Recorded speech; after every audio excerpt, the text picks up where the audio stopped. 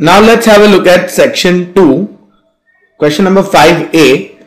Given one 10 ohm and two 5 ohm resistors, show how will you connect them to obtain an effective resistance of 20 ohms, 12.5 ohms and 2 ohms. So in the first case, we need to join them to make the total resistance of 20 ohms, and this is the simplest case of all. What we just need to do is place the 10 ohm resistor and the two 5 ohm resistors all in series with each other. So in that case, the effective resistance between A and B, as all of them are in series, is 10 plus 5 plus 5, that is equal to 20 ohms. Then the second part, we need to make an effective, we need to calculate the second part, we need to place 10 and the two 5 ohm resistors in such a way that the effective resistance is 12.5 ohms. This can be made possible by connecting the two 5 ohm resistors in parallel with each other.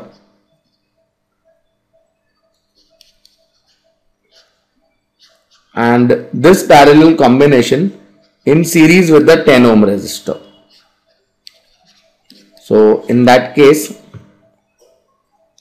we have 5 ohm parallel 5 ohm in series with 10 ohm, and 5 parallel 5 is obviously 5 into 5 upon 5 plus 5 plus 10 ohms in series with it. So that is 2.5 ohms plus 10 ohms, that totally adds up to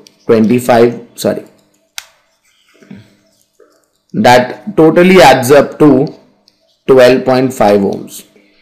In the third part of the numerical, the effective resistance is required to be 2 ohms. So we need to connect the two 5 ohm resistors and 10 ohm resistor in such a way that the effective resistance is 2 ohms.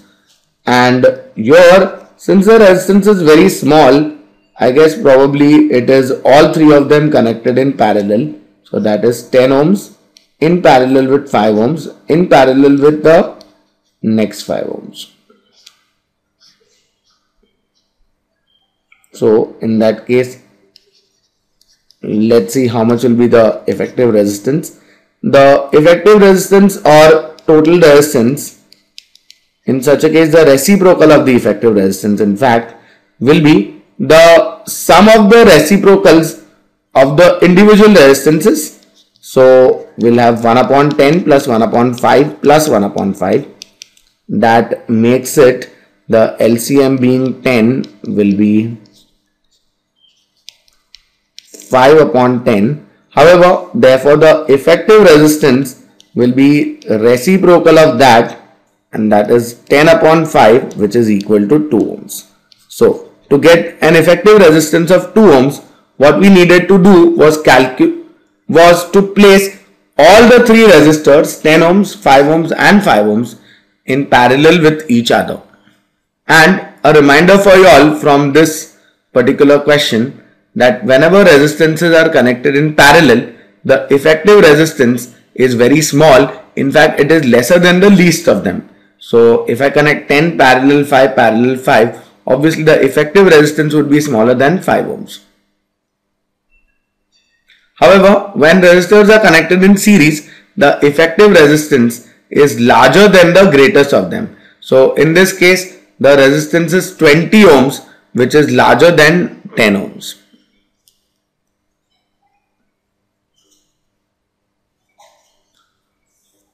Now let's have a look at this numerical, question 5 part B.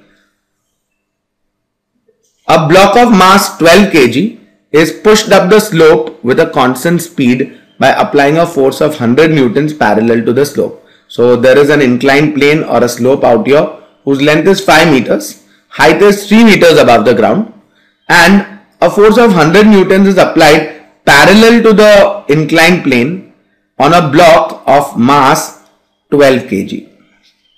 Now, what is desired is for you to calculate the work done in moving the body from A to B, and second part, the potential energy gained by the block. Now, the work done is given by the formula F into S. this angle is not to be bothered about, because force and displacement are parallel to each other, and therefore technically cos theta is cos 0 and cos 0 is 1. So the work done is only Fs, and force is 100 newtons. Displacement is from A to B, which is 5 meters. So it becomes 500 joules.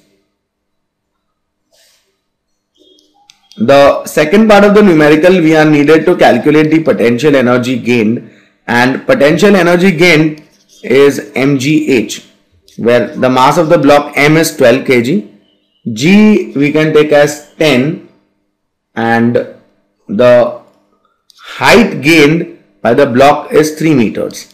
So therefore the potential energy gained is 360 joules.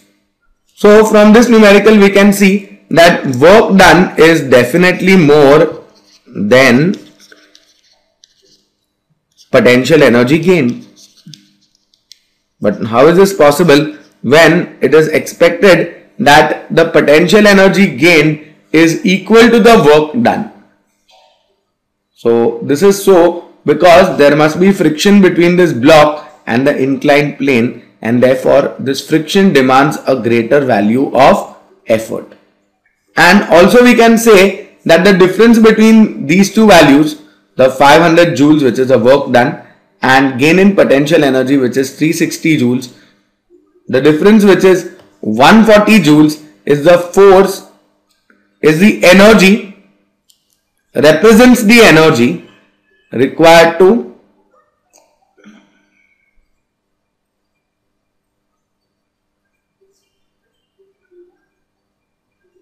the difference between these two values is 500 minus 360, that is 140 joules, and this 140 joules is the amount of energy that is used for overcoming friction. So basically we can say that 140 joules is used for overcoming friction. Question 5 part C. From the following I versus time graph, that is current versus time graph, from two different sources, name the type of current in each case. State two differences between the two types of current mentioned by you. So if you look at this diagram, the magnitude of current is constant and its direction is also constant.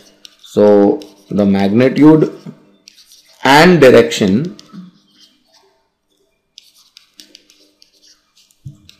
is constant. In that case we call it direct current. So this particular diagram represents direct current, whereas in the diagram B the current keeps fluctuating in magnitude and direction. So magnitude and direction of current keeps fluctuating,